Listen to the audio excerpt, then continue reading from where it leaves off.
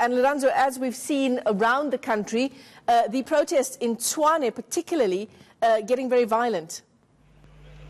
Absolutely, Michelle. But what we've seen here in Tshwane is the capital's #1 resident coming to the people to try and hear them out, to address, in an effort to address their needs.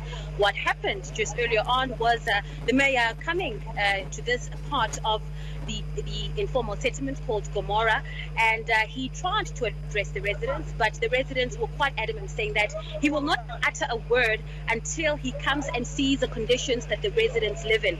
Now, just to give you some bit of context, what you're seeing behind me are the Inyalas, of course, the police, heavy-handedly so, are here to try and curtail the violence that has just broken out very, just a short while ago. What happened is that the mayor did proceed to get inside the informal settlement using a police Inyala, and he attempted to address the residents there from the top of that Inyala, but without even uttering 3 or 4 words, they started stoning that Inyala, and of course everything went pear-shaped. It's very important to know and very important to mention, Michelle, is that everyone was vulnerable at that time.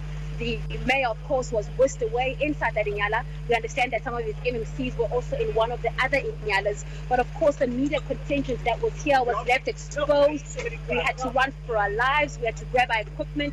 And, of course, that was quite a frightening sight. In fact, I even got hit in the leg, Michelle, trying to escape the wrath of this community. We did speak to them earlier on as to what are the grievances, Michelle, and what they indicated to us is that it is a myriad of reasons, ranging from, lack of, decent infrastructure in this informal settlement, but they also say that they don't have what they call adequate,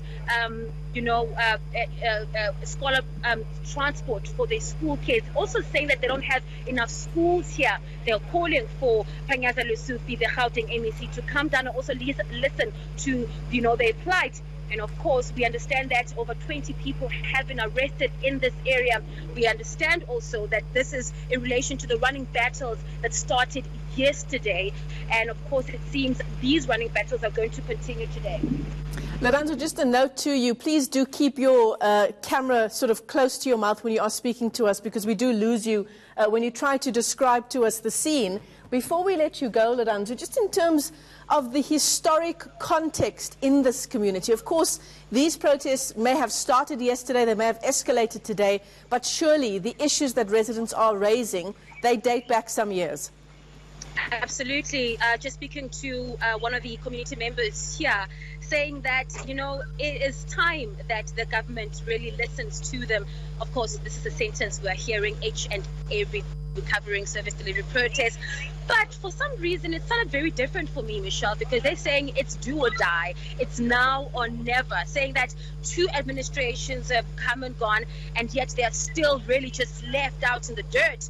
Saying that, their cries, their petitions that they've given to authorities, not only just the DA administration, but also the ANC administration that has been in control of this municipality for the longest time, those cries have just fallen on deaf ears.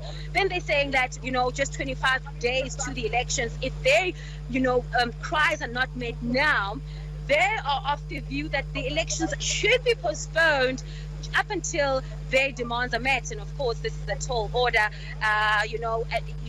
The head of Pretoria, the head of the capital, Mokgalapa, did come down to try and hear them out, and even that didn't work. And just speaking to some of the residents here, saying that they're going to keep up their protest until something is done, until something tangible is done.